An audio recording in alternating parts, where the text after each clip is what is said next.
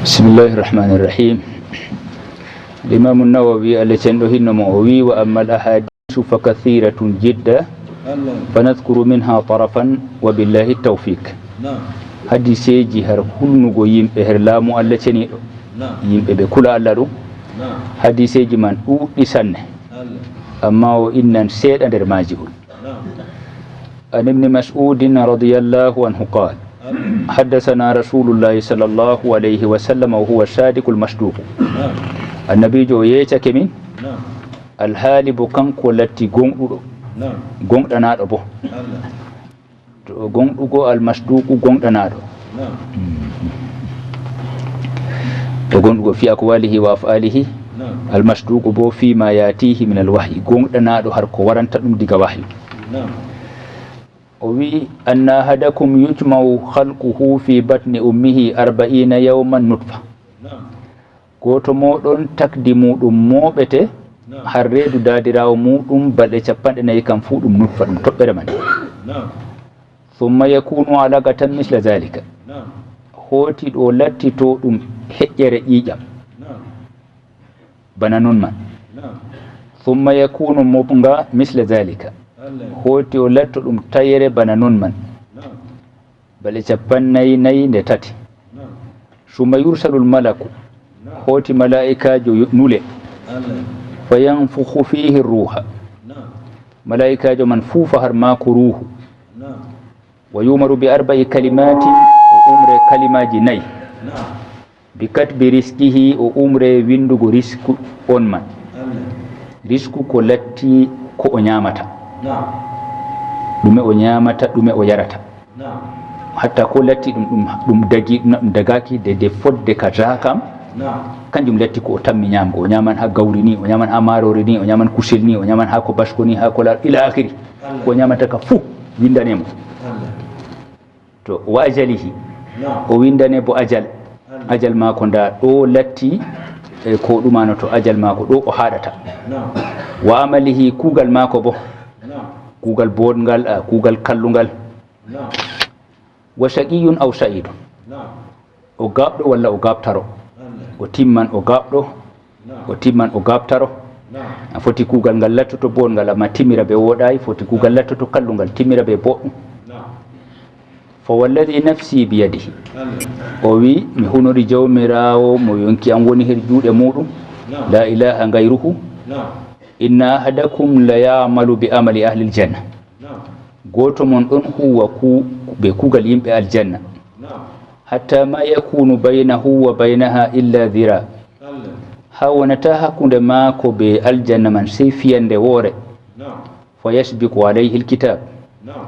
rewol man arta do mako arito fa ya'malu huwa bi amali ahli an-nar kugal yimbe yite fa yadkhuluha wa nasta yite ba wa inna ahadakum la ya'malu bi amali ahli an-nar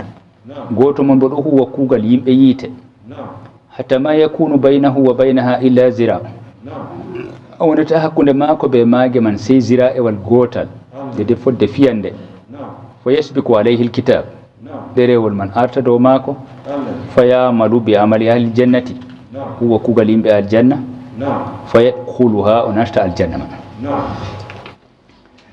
حديث الملفايدي النبي صلى الله عليه وسلم أو هبري بآدم أدوم تقدم هاوتة بل أشباني كم أتبر ماني شباني أولكا شباني بو أتايره باو ملائكة جو ورفو فروه هرماكو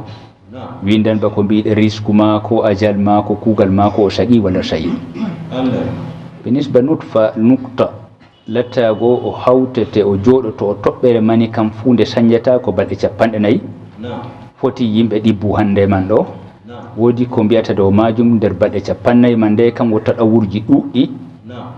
yakeji ɗuɗɗi jalata dow toɓɓere mani man ɗo docteur mouhammadil bar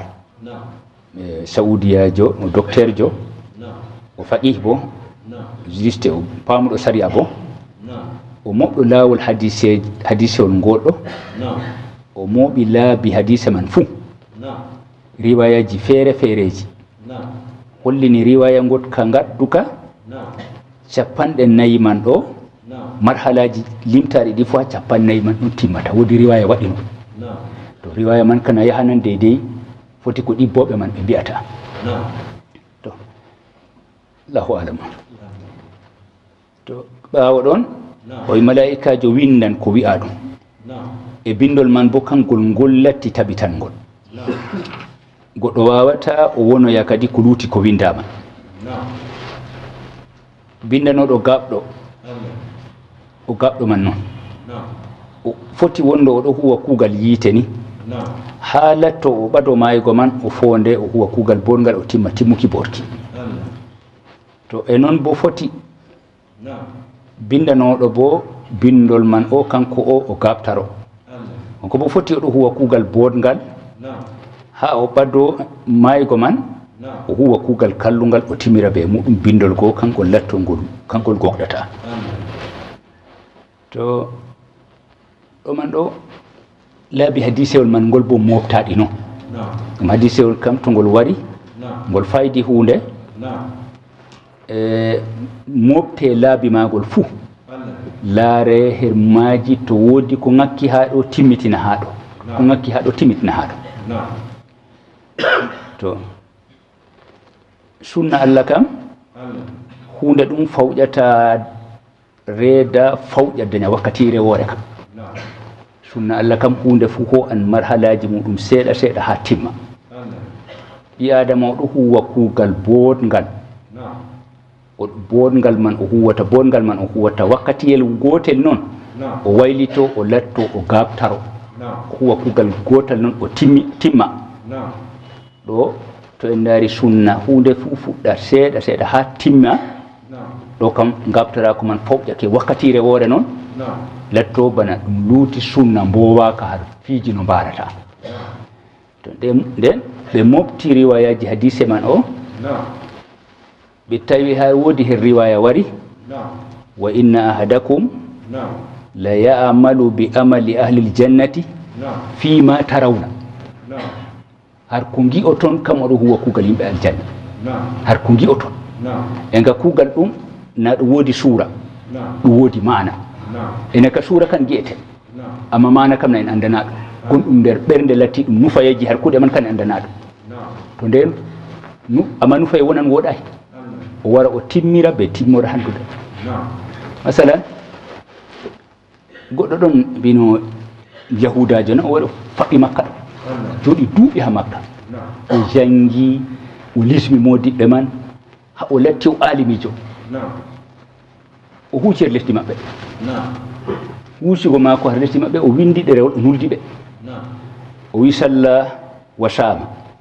li amrin kana yakdihi lamma qadahu fala salla wala sama oɗo juula oɗo suumo ngam woodi ko o yiɗno wakkati o heɓi ko o yiɗi man ɗo o juulata o suumatako deka suura mbangu kani noon kam kanga latti kanka ha men kam foti kanka to eterde enen kam ɓuraɓe ɓe bangu ɗum kam amma allah jawmu laamu on adilijo lattiɗo kiitotoɗo nastina aljanna ma nastina yiite o kañ kam andi suura mbangu kaman andi be suura cuuɗi kaman to nden ngam bangu ɗum man ni noon lattake o ɗon woɗɗowi kam to timmode hallunde feƴƴake waɗi kam bangu ɗum man ɗum ha andal allah tonno kam bangu ɗum man ɗum musɓi ɗum ɓaade enen noon en mbawawi faamugo bangu ɗum man ɗum na ɗum shahidu feyni ha ɗo wi kanjuma ɗum nadirijum feƴƴago ma nadirijum pamarum feƴƴago latto goɗɗo noon ni ɗoware noon lamde ɗo yiye her mako ɗo yiye ɗo ɗowani o waɗa o timmira ɓe kalluɗum man ɗo ɗum ɗo fe o waɗaka amma o wi sari o wi ɗum pamarum waɗgo ɗuɗɗum kam goɗɗo latti ɗon ɗum waɗa kalluɗum timmira ɓe bo ɗum ɗuka ɗuɗɗum ɗum ka ɗuɗɗum ɗo gewtinoɗo en ha ɗo ni law nigéria ɗon tomi woytayi kam on man yewtani ɗum ɓeɗo nder mota ɓe gewtidi ɓe goɗɗo lattiɗo na juuɗo nder mota man nden on man wi e silman goto nder maɓɓe wi to en jahoy ha wuro ngoya to darnan mota o silma to ɓe jeehi seeɗa goɗɗo wiyata a silama ɗum sabbitintake ndikka daroɗen ɗo ɗon o silmi ɓe nder ɗon o silmi mota go ƴimmi ɗo ko ɓe jettoyo wuro goo accident waɗi kanko bo tan maayi kanko bo tan on maayi ha on man lori kanjum latti huuwi kuugal kam fuu kuugal ngal Allah yereta kono timmiri ɓe kalimo shahada tan ɓawɗon maayi kam peeci ɗum kadi ka foti letto peeci ɗum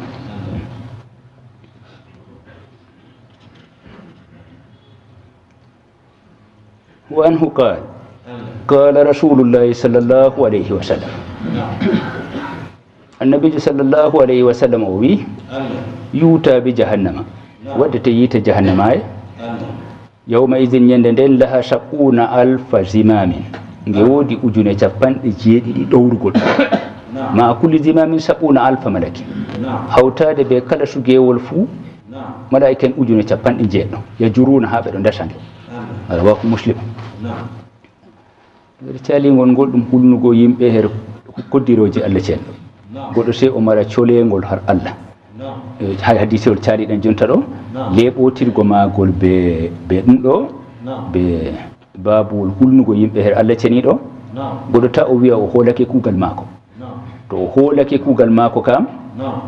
o nakkisi hulgo Allah deka goɗɗo ɗon huwa ɗon ɗowo amma ɗo hula Allah ceniɗo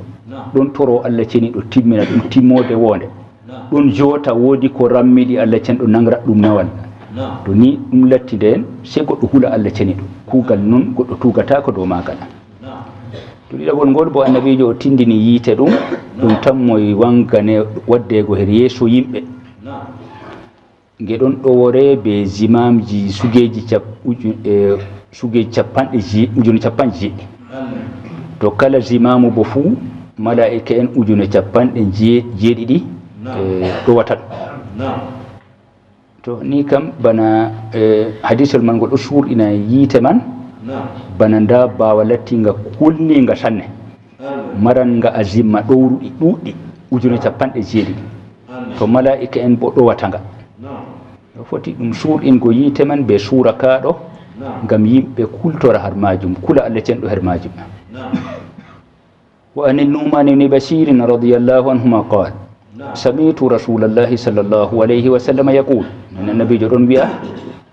إن أهون أهل النار عذابا يوم القيامة لرجل يوضع في أخمس قدميه جمرتان يغلي منهما دماغه ɗo hoygo yimɓe yiite yande darngal yangada gorko jo'inteɗo her leskel ndi kosɗe muɗum ƴulɓe ɗiɗi amma bo yagli minhuma dimago ngandi mako ɗo waywa har maji ma yara anna ahadan ashadda minhu adaban o yiyata goɗɗo kañum ɓuri satugo yangada dini mum den ƴulɓe ɗiɗi ɗen man gaywinan ngandi ɓi adama wona bo oɗon yi'a wala ɓuraɗo mo satugo yangada amma kanko kam bo o koytinanaɗo sanne ɗum ƴulɓe ɗiɗi tan waɗanamo les bo tan bankoje maako to nden kana yangadaji ɗi Allah cenɗo resi har yangitidgo ɓen lutanɓe mo man yangadaji man catuɗi sanne mi har majum rentingo yimɓe her ukkanago ko waɗata goɗɗo o Allah cenɗo yangita mo wa innahu la ahwanuhum adaban oɗo man o kanko bo ɓurata hoygo ɓe yangada silaji bo sual jiɓran ɗo sual بسم الله الرحمن الرحيم ويدور جدل حول التربة التي يحسن تقديمها عند الدفن هل هي التي تكون في الجانب الشرقي أو التي تكون في الجانب الغربي فهل ورد من الشارع ما يحسم هذا الجدل ɗami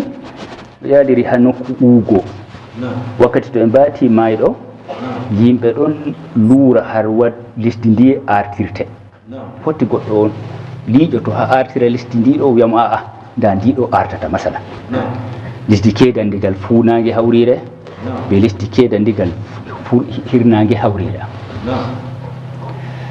السؤال المطروح خاص بإعادة التربة عند الدفن بعد إدخال الميت في لحده jamanu man ngol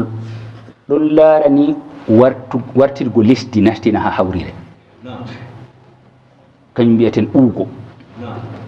walakin kana yambagi an yasbikahu su'alun akhar amma handi no ƴamol gongol bo arta no ƴamol ngol ɗo man ɗo وهو هل ورد من الشارع ما يدل على توزيع التربة على الجهتين عند الحفر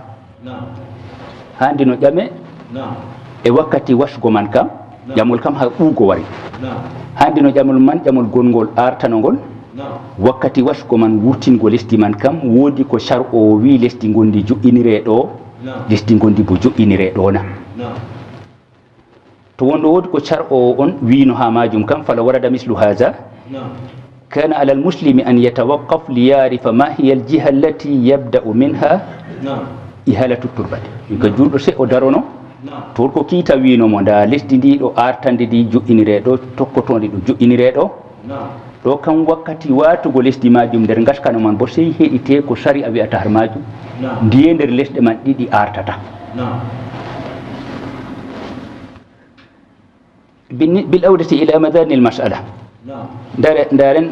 wartugo ha madani l masala laari har masala man ka wolwete نجد أن الفقهاء ذكروا فيما يتعلق بحفر القبر مسألة جمان دي ودي مسألة واشغو مسألة أوغو تو مسألة أرنا من مسألة التي كواشغو دو دي كفقهاء من يوتو بولو بحالة لش واشغو هاورير من دو مسألة جدي بنداري بمبولواني دم كام بمبولواني طوله وأرضه وأمقه وكذا كونه لحدا أو شقا gaske men noy juutenga maka jajirka maka noy luggugo maka noy kalatta to kala dihana kalatta to ka shekana do kam fuqaha en gewtan be amma walam yata'arradu la min qaribin wala min ba'idin li dabidin yata'allaqu bi ikhraj at-turba al-mahfura amma bulwuldi ngurtintende wakkati wasko man ndi kam be pe anaki wolwan ko ndi fewde de har ko laara timan yikkete do kam to dum don no kam don dum wolwete do wala koko e biha majum be bulwuldi man do wakkati ndi wurtinte wodi cakkintende gal do wodi cakkintende gal do few wala ko yaha majum e jeeɗago har majum ni noon wi ay ko ɗume har majum man bo ko ɗum hollata kam bima yadullu ala anna hadha matrukun lima yatayassaru lil hafir ɗum accana ɗum ko hoyanta gasowo on gasowo on ko hoyani ɗum sakkinirgo ndi ɗo a sakkinirgo ndi to ɗum accana ɗum wala ko latti dabiɗijum mbiya ɗum ha majum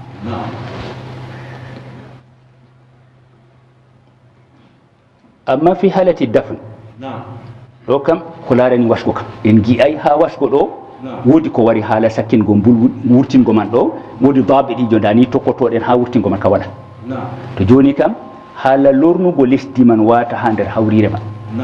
ɗuman bo woodi ko fuqaha en ɓe mbi her majum faqad dhakaru kayfiyata dafn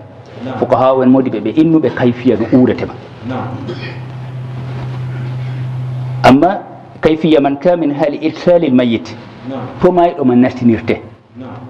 e nastiniran mo jippiniren mo losen mo gal hoore bako natti mbaɗeten ɗona iwniren mo woyla hoore mako kocen hoore mako ha nokku waɗo to kosɗe mako ngara mbaɗo nde nastiniren gal kosɗe walla en iwniran mo gal fuunangue dow laadi haman ɗon jaɓen mo nastiniren mo ɗo bo ɓe gewtuɓe ha wakkati ugo man ɗo ɓe gewtuɓe bana ɗum man e to o wallinama ha nder laadi haman ɓe yewtuɓe haala fistugo pible kasa en ɓe yewtuɓe haala talgo ɗum ɗo majum labinoje birgje cukki ɗum ɗo sukkugo labinoje man to jisde nde ɗo timmi wakkati watugo lesdi luttudi man ɗo ko wari ha sharia giɗen ha nokkure man kam yustahabbu lhathyu min qibali rasihi salasa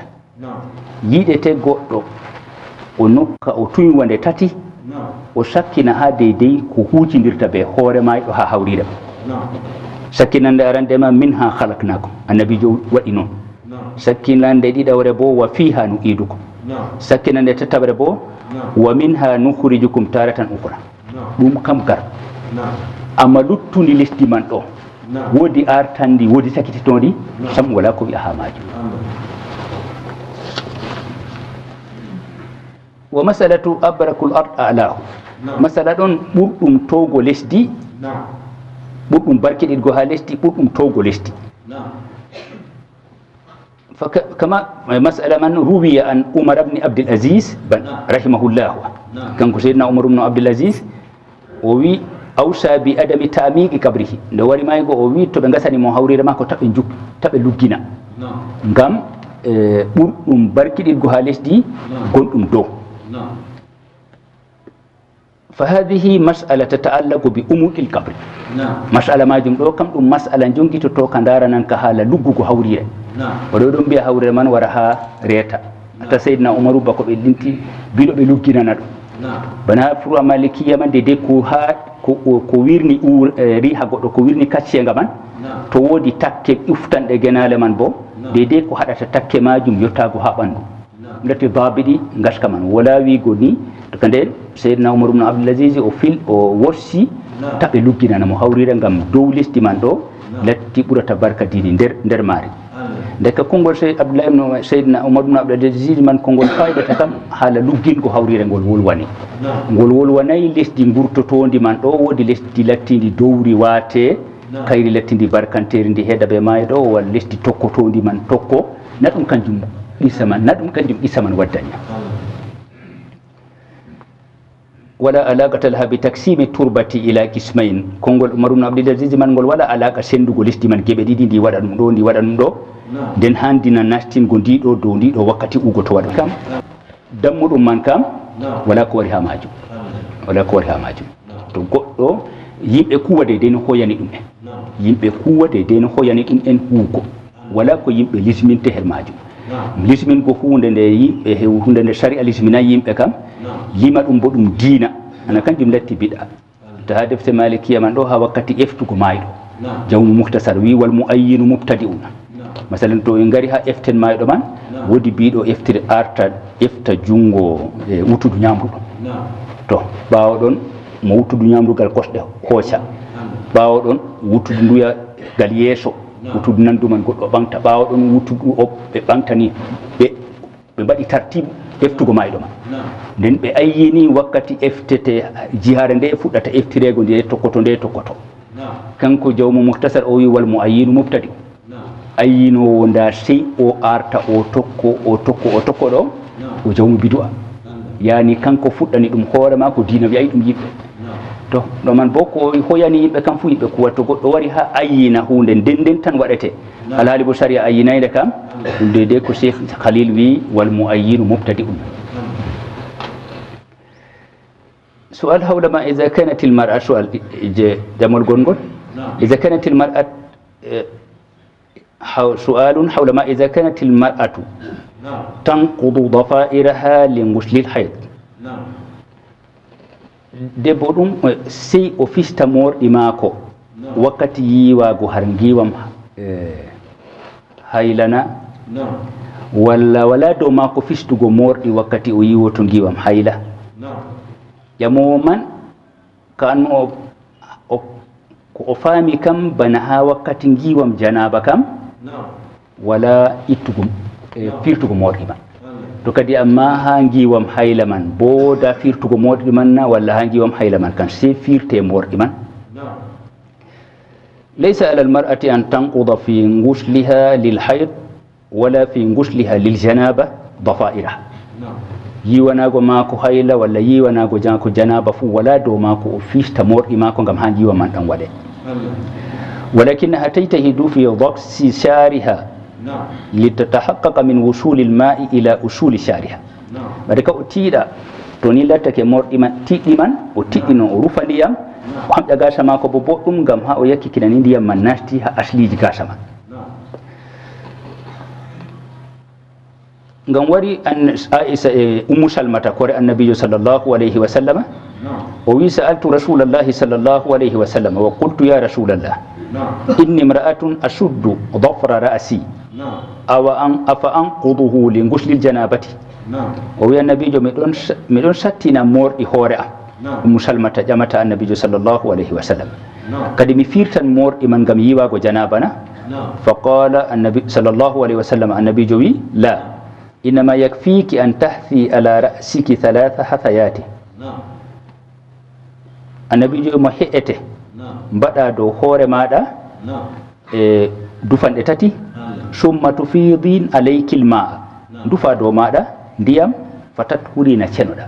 dufa dufanɗe tati majum lallabe maji gasa hoore man kam heƴi ha janaba man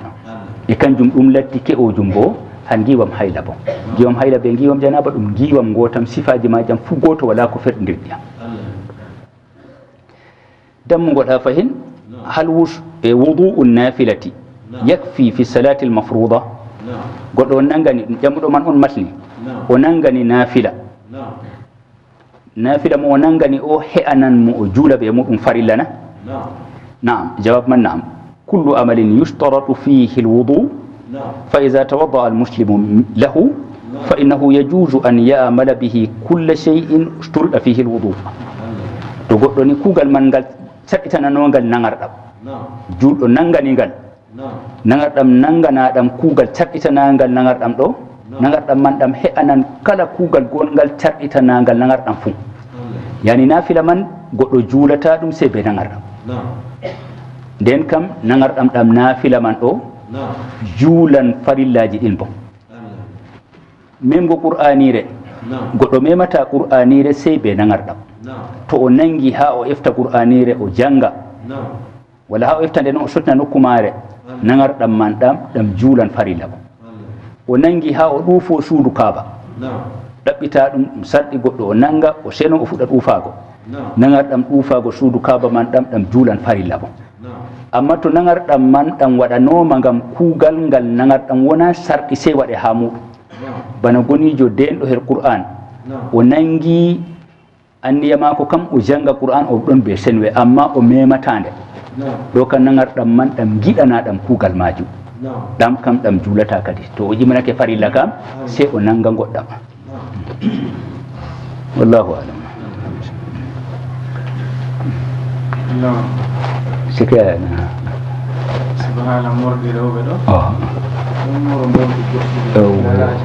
o fakat gaɗum ha hakkilam sike o non o nonni ɗum no hakkilam bo siko nde ciftinoɗon ɗum gasa bolwanaka man ka ɗum gasa kan gasa latti ka gasa ka ɗabi'a ka goɗɗo kan kanka wolwana kanka kam ka loote ndiyam nasta ha usurji maka amma to gasa gotka bo wari tarake bana garaji dankoji ɗo wari tarake dow gasa man ka ɓe mbaali ɗum ɓe kuɓidini ka ɗo kam sey fiste gasa man kan hoore muɗum ɗum terde hatta ko koddirɗen foti masalan ndiyam man nastan har usul har ɗum ɗo har asliji purruɗe gasa man ka foti ndiyam man nasta ila amma kanka gasa sawaka man kam ka sawirama be iri garaji lattiɗi bana leeda kanka hoore maka man bo ɗum terde her nder terɗe debbo man janaba man ɗon ha maka kanka fuu sey fiste ɗo kam looteka be ndiyam man mubasara tan dow gasa asliha man kan na gasa na garawol ngol ɗo taringol ɗo e noon verni man bo de dey nokkuje peɗeli man ɗo ɗum ɓandu to giwam hayla man be giwam janaba man bo sarɗi majam kam sey huɓidina ɓandu fuu to wondo verni man ɗon ha peɗeli juuɗe walla peɗeli kosɗe dey nokkuje man ɗe kam nde verni man ɗo waɗan bana ɗabaga ɗum bana peinture waɗan bana cuddawu ha dow ɗon wona sani muɗum bana sani nalle kam feɗendu man ndun yarnete be boɗewol nalle man ha yara to wondo goɗɗo lotan feɗendu man ndun ɗabiyama ɗo wangi amma ɗo kaɗum waɗi ba peinture man ɗo suddan dow peɗeli man ɗo man kam to wondo janaba waɗi ɗum kattina to hef ɗum kam ha yiwo janaba man bo timida ka waɗata kanjum nden kam ɓiyata kam debbo hana o waɗa ɗum imam Cheikh Kardawi boluɗo o wi o to debbo yiɗi jaknorago ɗum kadi foti waɗa ɗum wakkati julgo wala nangugo wala yiwago janaba waɗa amma kadi debbo o waɗa ɗum ngam hayla noon tan to hayla man timmi o hefa ɗum o itta kam garol majum na